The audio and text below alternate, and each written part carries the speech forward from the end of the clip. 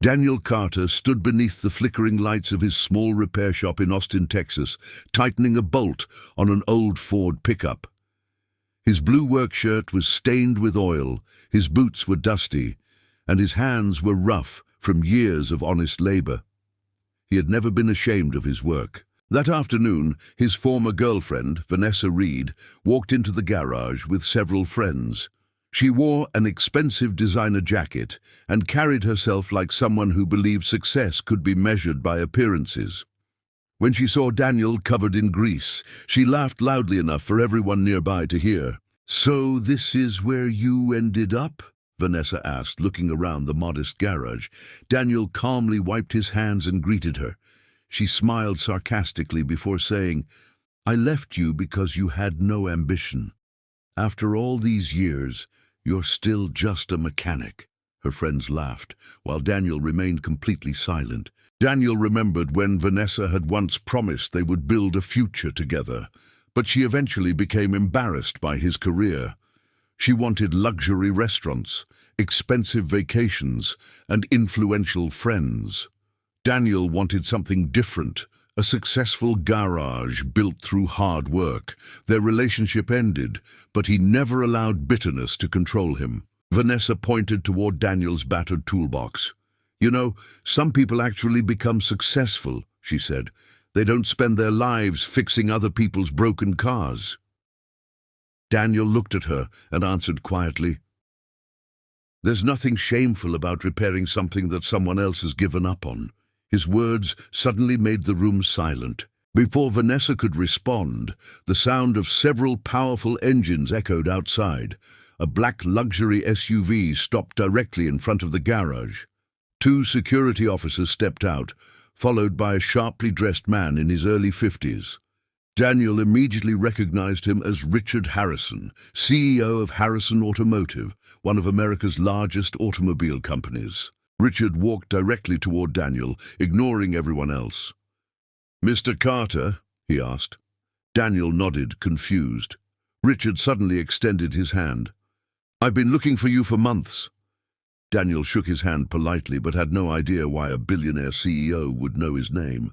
Then Richard explained everything. 6 months earlier, Daniel had been driving home during a violent Texas storm when he noticed a luxury vehicle stranded on a dark roadside.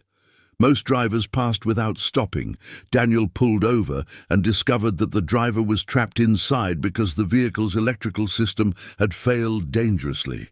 Without knowing the man's identity, Daniel opened his toolbox and worked in the pouring rain. He eventually restored enough power for the vehicle to start and immediately called emergency services. The driver was Richard's younger brother, Michael, who had suffered a serious medical emergency. Timely help allowed paramedics to reach him before it was too late. Richard had spent months searching for the stranger who had saved his brother. Security footage and roadside records eventually led him to Daniel's garage. "You didn't know who my brother was," Richard said. "You didn't ask for money. You simply helped someone because he needed help. People like you are extremely rare." Daniel lowered his eyes, uncomfortable with the attention. Richard then turned toward everyone inside the garage. "This man may wear a mechanic's uniform, but he possesses something money cannot buy." Before Daniel could react, Richard slowly lowered himself onto one knee in front of him. Everyone in the garage froze completely. "I kneel today," Richard said emotionally, "not because you're beneath me, but because I respect you." Daniel's eyes filled with tears. Vanessa stood near the doorway, speechless. Only minutes earlier, she had laughed because Daniel was a mechanic. Now, one of America's most powerful CEOs was publicly honoring him for his character. Richard handed Daniel a leather folder containing an extraordinary offer. He wanted Daniel to become the head of a new specialty division within Harrison Automotive. But there was another proposal. Richard would also finance Daniel's dream of opening a state-of-the-art independent repair center, allowing him to train young mechanics from struggling communities. Daniel stared at the documents. For years, he had dreamed about building something of his own, but he never expected success to arrive because of an act of kindness. "Why are you doing all this?" he asked. Richard smiled. "Because talent can make money, but character changes lives. You deserve an opportunity." Vanessa slowly approached Daniel after everyone else stepped outside. Her confidence had disappeared. "Daniel, I'm sorry," she whispered. "I judged you because I thought your job made you less important." Daniel looked at her without anger. "You don't have to apologize because I'm successful now," he said. "I was worthy before today." Those words stayed with Vanessa long after she left the garage. Daniel did not celebrate her embarrassment or demand revenge. Instead, he returned to work. He understood that true success was never about making someone who doubted you feel small. It was about becoming strong without becoming cruel. 1 year later, Daniel's new repair center opened in Austin. The building was modern, but he kept his father's original toolbox displayed near the entrance. His first employees were young mechanics who had struggled to find opportunities elsewhere.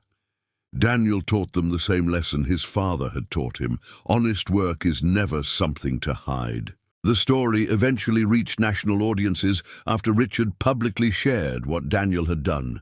People praised the mechanic who had saved a stranger without expecting anything in return. But Daniel always rejected the title of hero. Whenever reporters asked about his success, he simply smiled and said, "I was just doing what anyone should do." Years later, Daniel sometimes remembered Vanessa's laughter and the moment Richard knelt before him. He realized that the greatest victory had never been the money, the company, or the recognition. It was discovering that his worth had never depended on someone else's opinion. He had remained himself, and eventually the world noticed.